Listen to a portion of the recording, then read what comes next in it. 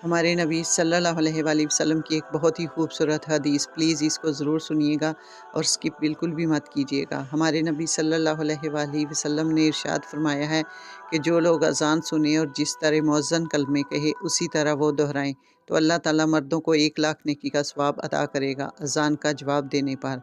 तो औरतें आईं और कहने लगीं कि या रसूल अल्लाह, ये तो मर्दों का सवाब हुआ, तो हम औरतें पीछे रह गईं।